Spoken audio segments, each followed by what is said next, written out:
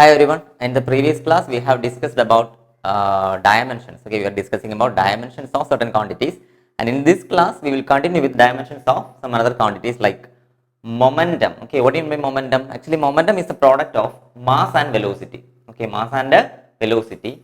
So, momentum as well as another physical quantity known as impulse. Okay, they have actually they are different quantities, but both of them have same dimensions. That is we will calculate the dimension of momentum now. That is P equal to mass into velocity. So, what is the dimension of mass? It is m, and the dimension of velocity is Lt raised to minus 1. Then again m into Lt raised to minus 1, it will be equal to mLt raised to minus 1. Okay, that is the dimension of momentum. Okay, momentum and impulse. Clear? Then next, force. So all of you know force, right? In the previous class we have learned the dimension of force. Actually, we have derived the dimension of force. The dimension of force, actually force is equal to mass into acceleration, right? Force is equal to mass into acceleration. So force is equal to mass into acceleration. That is, for mass we have the dimension as m, and for acceleration it is Lt raised to minus 2. Then again m into Lt raised to minus 2, it will be equal to mLt raised to minus 2. So the dimension of force is mLt raised to minus 2. Again another quantity, work. Okay, then it will be work. Work equal to, work is nothing but it is a product of force and displacement. Okay, we will learn it later, learn about it later in another chapter. So now work is nothing but work equal to force into displacement, and work equal to dimension of force is mLt raised to, it's actually mLt raised to minus 2. Okay, mLt raised to minus 2 into L. Okay, force is mLt raised to minus 2. So mLt raised to minus 2 into L. Okay, that is m L square t raised to minus 2. That is L into L. That L in the force, the dimension of L, I mean dimension of length in the force, and the dimension of displacement, it's also L. So L into L, L square. So m L square t raised to minus 2. Okay, so the dimension of force is nothing but m L square t raised to minus 2. So for momentum it is mLt raised to minus 1. For force it is mLt raised to minus 2. And for work done or work it is mL square t raised to minus 2. Now here we have energy and torque. Okay, like we discussed here, that is momentum and impulse. Okay, both of them have same dimension. Likewise, work and energy and one more quantity, torque. Okay, torque, I think torque is something new to you. Okay, you will learn about it later. Actually, torque is the turning effect of force. The turning effect of force is called a torque. Okay, you will learn about it later. And energy, all of you know energy, right? So energy, torque and work. Energy, torque and work done, all of them have same dimension, that is mL square t raised to minus 2. So work done, energy and torque. Work done, energy and torque, all of them have same dimension, that is mL square t raised to minus 2. The next one, pressure. Okay, what is pressure? So pressure is nothing but it is force per unit area. The force acting normal to the surface per unit area. That is force by area. So m L t raised to minus 2. M L t raised to minus 2 divided by area. Area is L square. L square. So that L square will go to the numerator. Then it will be L raised to minus 2. Then m L raised to 1 t raised to minus 2 into L raised to minus 2. Okay, so L raised to 1 into L raised to minus 2 will be m L raised to minus 1 t raised to minus 2. That L raised to 1 and L raised to minus 2 will become L raised to minus 1. That is a raised to m into a raised to n is a raised to m plus n. So L raised to 1 into L raised to minus 2. L raised to 1 into L raised to minus 2 is 1 plus minus 2. That is 1 plus minus 2 is minus 1. So it will be m L raised to minus 1 t raised to minus 2. That is the dimension of what? Pressure. So pressure has a dimension of m, dimension formula, dimension. Actually when I say dimension, I am referring to dimension formula. Okay, so dimension and dimension formula. When I ask you what is the dimension of force, you can say that it's mLt raised to minus 2. Actually, I am saying about the dimensional formula. Okay, so dimensional formula of pressure is m L raised to minus 1 t raised to minus 2. And once again, There are two other quantities like stress and modulus of velocity. We will learn it about stress and modulus of velocity in ninth chapter, mechanical properties of solids. Now there are two. Now understand this. There are two quantities like stress and modulus of velocity. Both of them have the same dimension as that of pressure, that is m L raised to minus 1 and T raised to minus 2. Last one, surface tension. It's another quantity. It's a quantity related to the fluids. Okay, it's a quantity. It's a property of fluids actually. It's nothing but force per unit length, F by L. Force per unit length or F by L. So which is equal to what is force m L T raised to minus 2 by length, and that length term will cancel each other. So the answer will be m T raised to minus 2. Okay, so I will say once more. Let's listen. So momentum is nothing but is the product of mass and velocity. So mass is m, velocity is L T raised to minus 1. So it's m L T raised to minus 1. Okay, then force, mass and acceleration, that is mass is m, acceleration is a, and mass m, acceleration, the dimension of acceleration is L T raised to minus 2. So it will be ml T raised to minus 2. And again, work done, energy and torque. Work done, energy and torque, all of them have same dimension. What is that? ml square T raised to minus 2. What is work?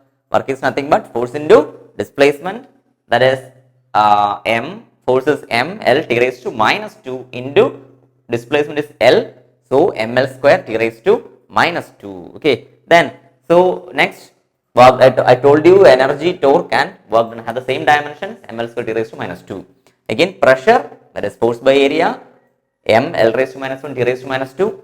Stress and modulus of velocity. Pressure, stress and modulus of velocity, all of them have same dimensions, that is same dimension, that is m L raised to minus 1 T raised to minus 2. Okay, the modulus of velocity is again further classified into three types. Okay, like Young's modulus, bulk modulus and rigidity modulus. All the modulus of velocities have same dimension, that of pressure m L raised to minus 1 T raised to minus 2. And last one, surface tension. Surface tension is a property of fluids and it's equal to force per length. Okay, surface tension equal to force per length, that is m L T raised to minus 2 by L. Force is m L T raised to minus 2 divided by length L. So the L term will cancel each other. It will be equal to m T raised to minus 2. Okay, there are some more quantities. Okay, we will discuss it next. The next quantity we are going to find the dimension is nothing but power. Okay, so what is power? Power is the rate of doing work. Okay, power is the rate of doing work or simply work done by time. That is known as power. So power equal to work done by time, that is m L square T raised to minus 2 by T raised to 1. Right, ml square T raised to minus 2 by T raised to 1. So that T raised to 1 term go to the numerator and we will get m L square T raised to minus 3. Okay, so power is m L square T raised to minus 3. There is another important quantity which is very important in rotational dynamics. Okay, rotational motion, known as moment of inertia. Okay, we will learn about that quantity later. So just by heart or learn the dimension of that quantity. Moment of inertia is nothing but mass into square of the distance. R is the distance. Usually it is treated as the radius. In some cases it is treated as the radius, or usually it's distance. Okay, so mass into square of the distance is m into r square. M into r square. So mass into the dimension of distance is L. You know that, right? Length. So L the square. So ml square. ml square. Okay. Next one, angular momentum is one of the most important quantity. Okay, you can expect question from this area, like which one of the following quantity has same dimension as that of angular momentum. Okay, there is a constant called Planck's constant. Planck's constant. Okay, Planck's constant. That Planck's constant is not a quantity actually; it's a physical constant. That Planck's constant and angular momentum.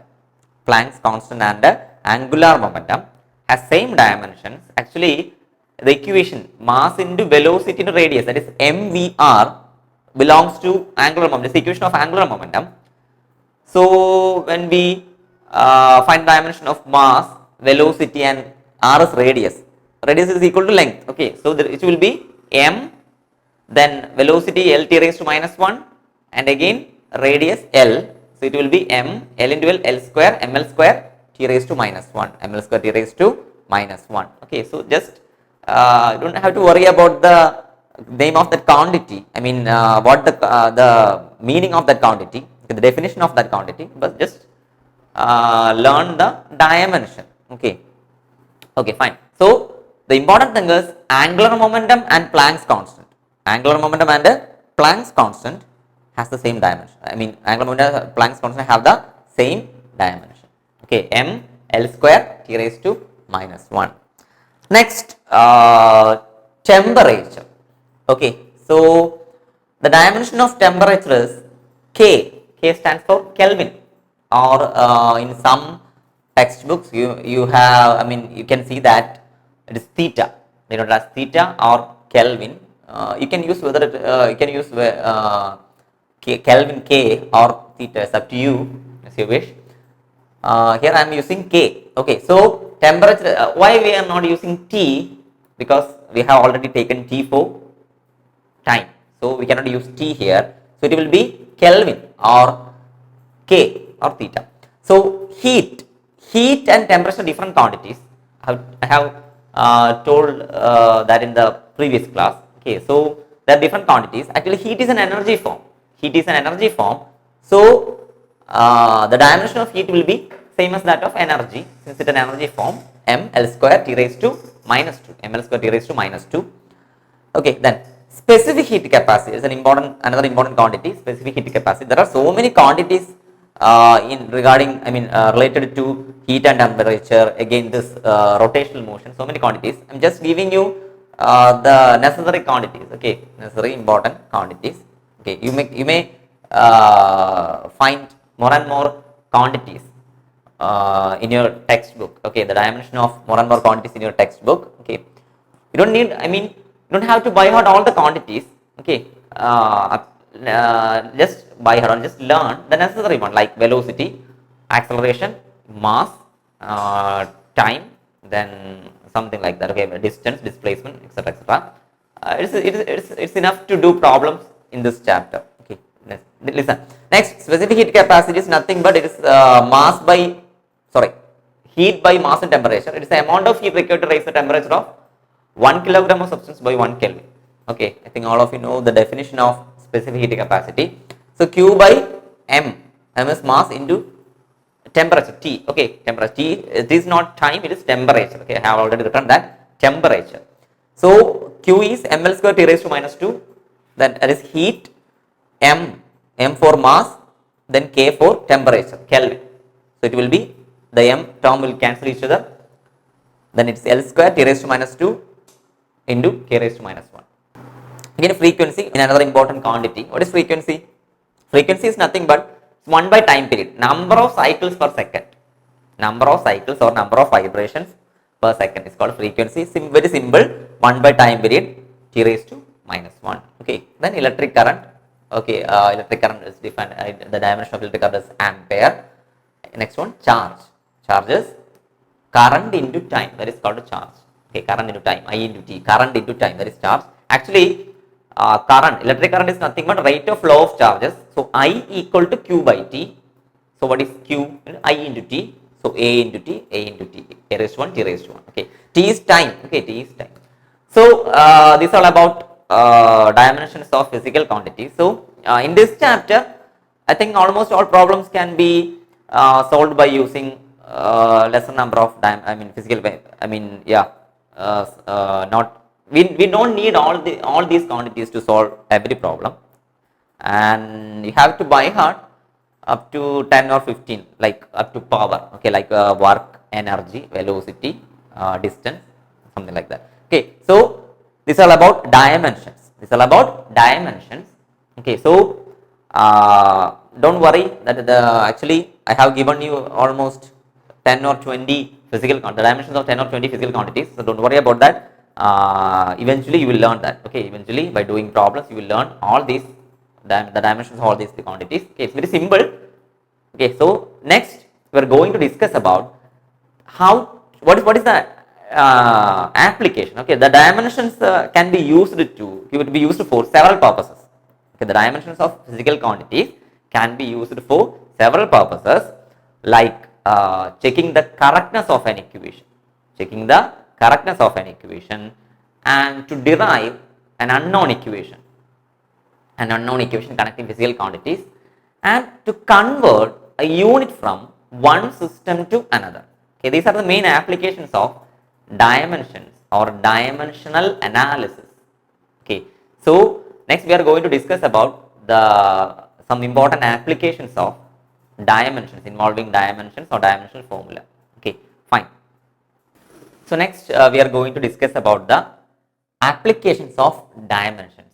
Okay, simply we can call it as applications of dimensions or applications of dimensional analysis. Okay, it's very simple.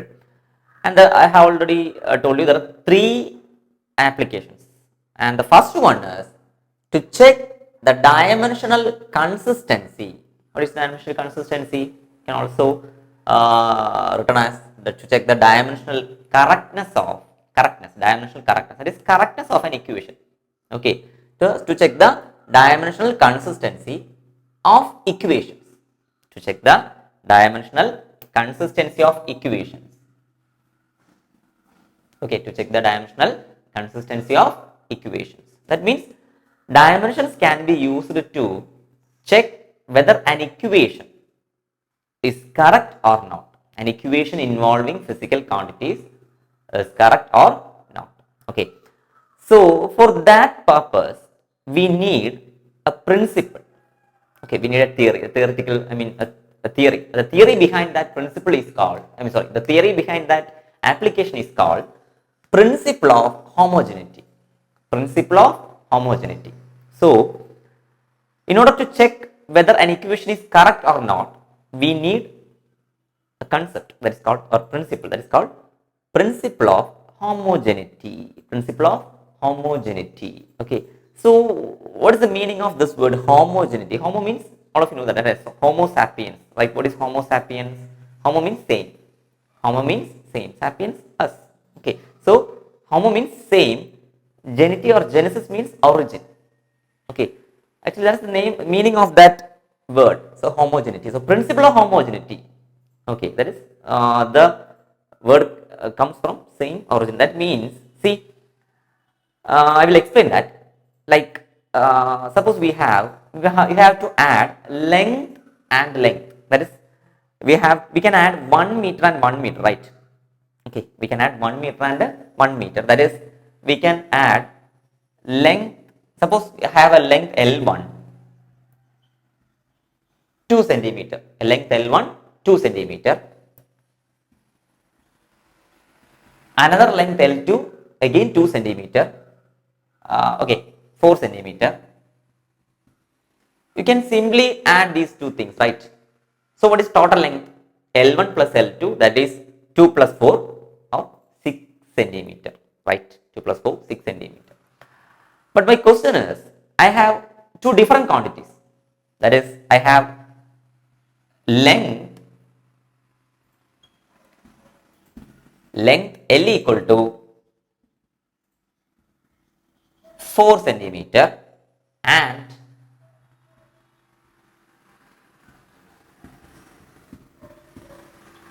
mass M equal to 1 kilogram. Can we add mass and length? Okay, it's nonsense, right? So we cannot add mass and length, right? We cannot. It is meaningless actually. Okay, we cannot add mass and length, but we can add length and length. So what is the difference? You can add or subtract. Either we can add or subtract the quantities which have, or we can add or subtract same quantities. We can add or subtract same quantities, but we cannot add different quantities, or we cannot add or subtract different quantities. Okay, so you cannot add the quantities which have different dimensions, right? Okay, we cannot add the quantities which have different dimensions. Okay, right. Length has dimension L, right? Mass has a dimension m, so we cannot add them together. Or we cannot subtract mass from length or length from mass because their dimensions are different. So that is called principle of homogeneity. That is called principle of homogeneity. So how will you write principle of homogeneity? It's like this. That is, the principle of homogeneity states that, or this principle states that only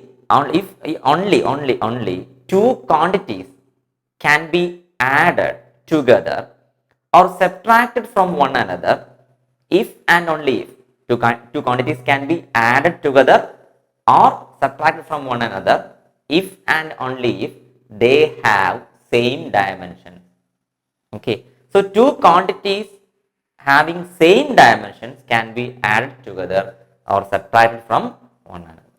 Okay, so this is called principle of homogeneity. It's very simple. It's very simple. In simple words, we can say that you cannot add or subtract two different quantities.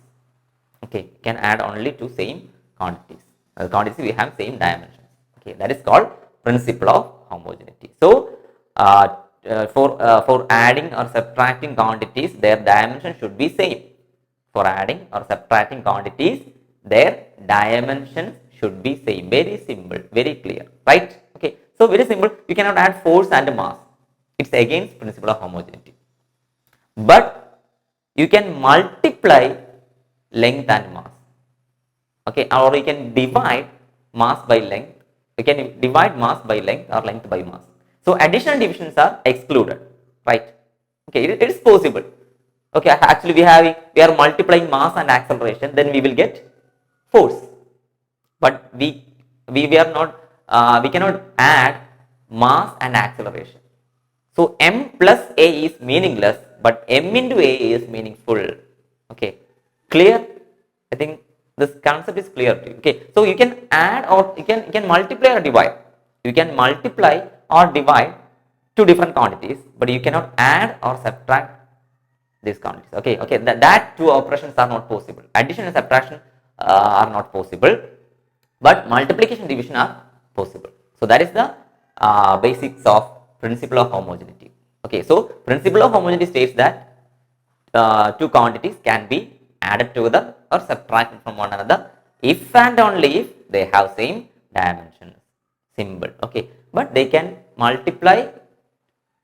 We can multiply them together, and we can divide one quantity by another. They are two different quantities. Like we can divide mass by volume, then we will get density, and we can multiply mass into acceleration. Then we will get force.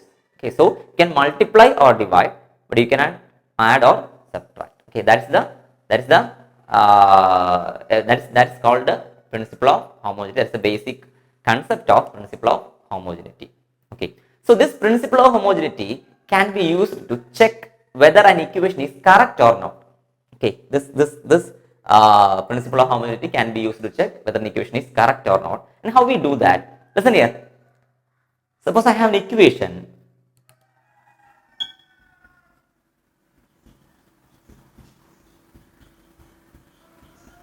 I have an equation here.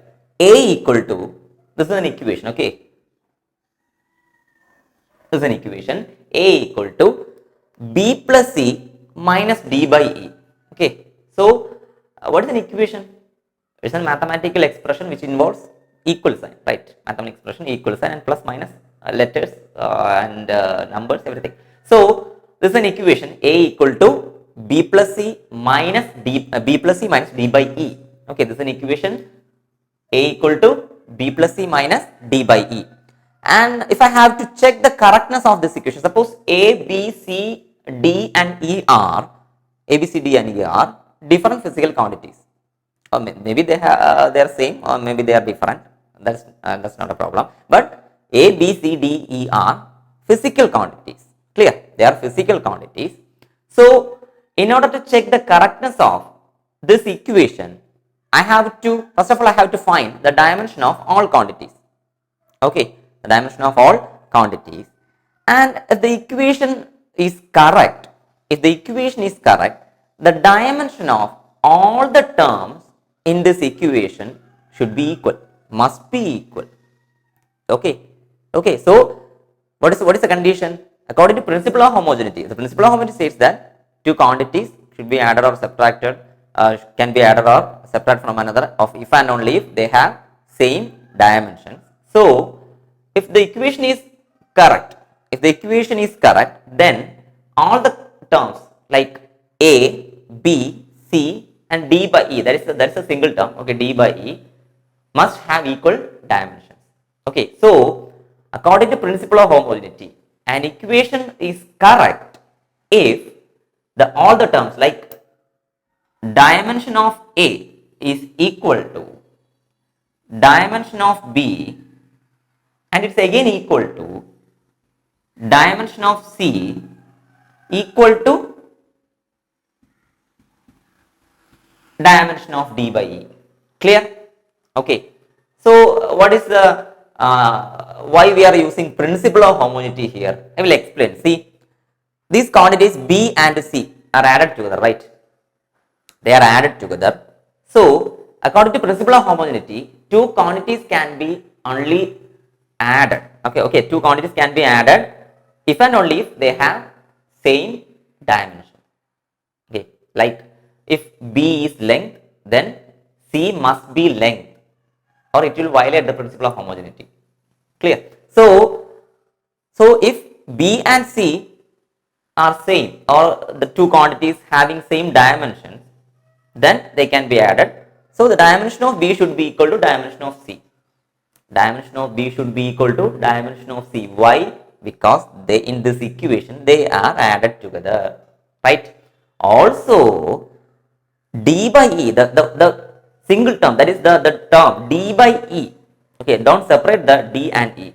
Both of them may have different dimensions, but the term D by E, D and E together, D by E should have or must have the same dimension as that of C. Why? Because D by E is subtracted from C, right? So according to principle of homogeneity, if you want to subtract a physical quantity from another physical quantity, they must have same dimensions. Okay, so C and D by E should have same dimensions. So already we have got that dimension of B and dimension of C are same.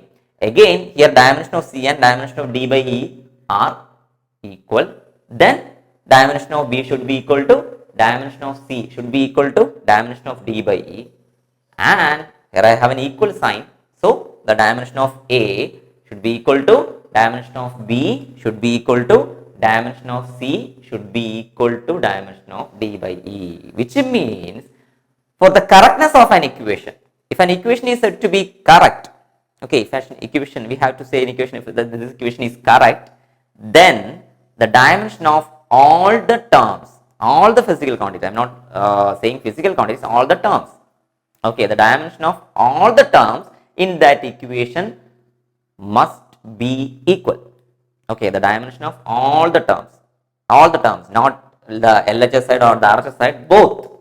Okay, all the terms like A, B, C, D and D by E. Okay, D by E is a single term. Clear? Okay, so multiplication and division, they are taken as a single term. Okay, so all the terms should must have equal dimensions. Clear? So according to principle of homogeneity, if all the terms in an equation has same dimension, then we can say that the equation is dimensionally correct. Okay, an equation is dimensionally correct.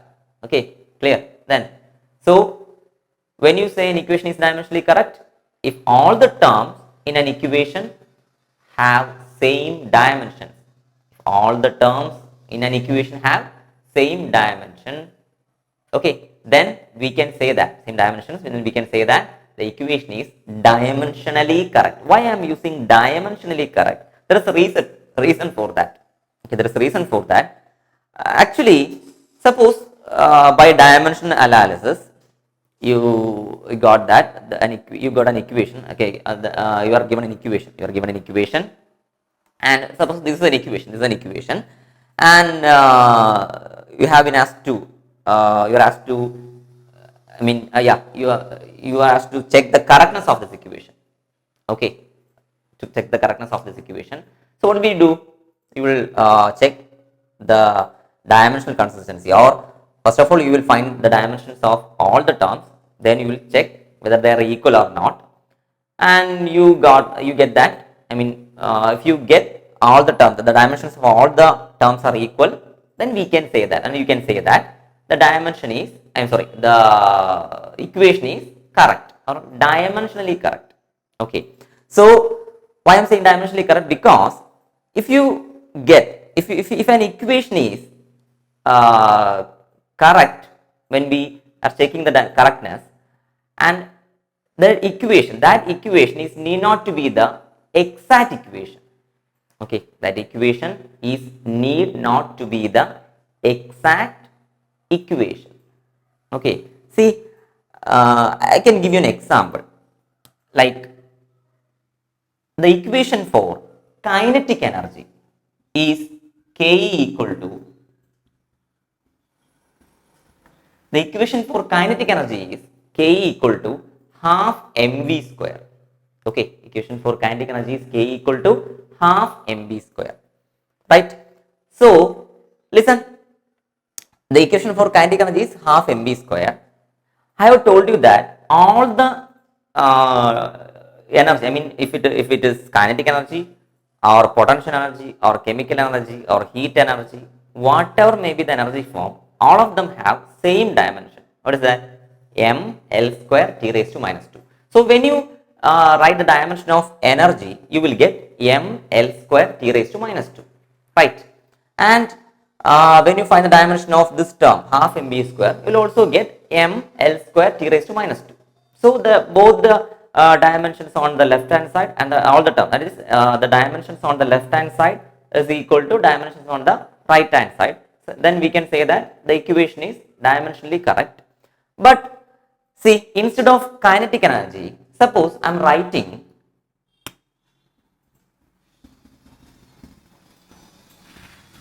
potential energy. Okay, instead of kinetic energy, suppose I am writing potential energy. Okay, so we know that this equation is not correct, right? This is not the actual equation for energy, potential energy. Okay, I think all of you have know the equation. What is that? Actually, PE, potential energy, equal to gravitational potential energy equal to mgh. Okay, mass into acceleration due to gravity into height, mgh. But when we check the dimensional consistency, or when we check the correctness of this equation, we will get that the equation is correct. Okay, according to the dimensional consistency, or when we are using principle of homogeneity to check the correctness of this equation, we will get that the equation is correct. Okay, but this is not the actual equation, right? So that's why we are saying that this equation can, I mean, this principle of homogeneity or this dimensional analysis can be only used to check the correctness of an equation. That means if an equation is wrong dimensionally, then it must be the wrong equation. If an equation is wrong dimensionally, or when we are checking the correctness of an equation, we get that the equation is wrong. Okay, dimensionally incorrect, then the equation must be wrong. Or dimensionally, if a dimensionally incorrect equation must be the wrong equation.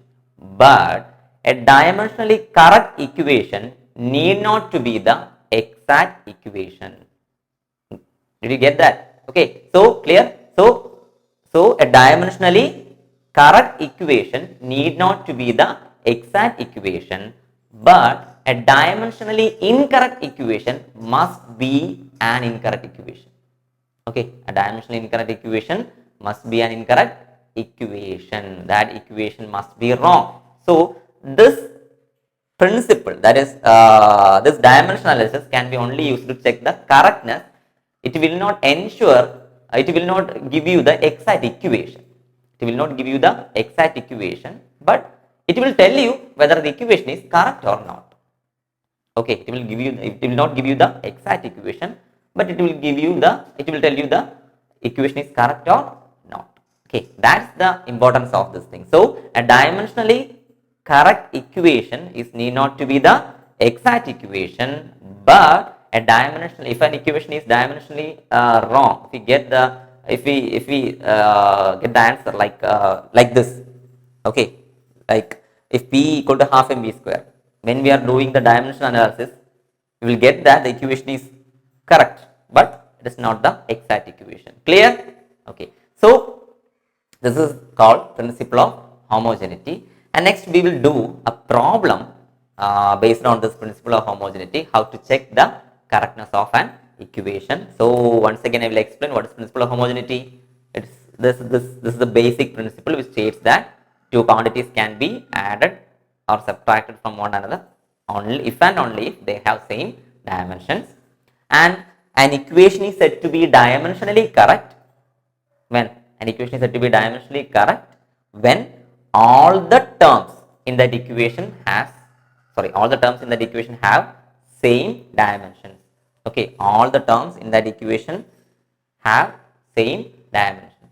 Clear? Then next, a dimensional if an equation is dimensionally correct, then it need not to be the exact equation. But if an equation is dimensionally wrong, or it is proven that the equation is wrong by dimensional analysis, then it must be it must be wrong. Okay, it will always the incorrect equation.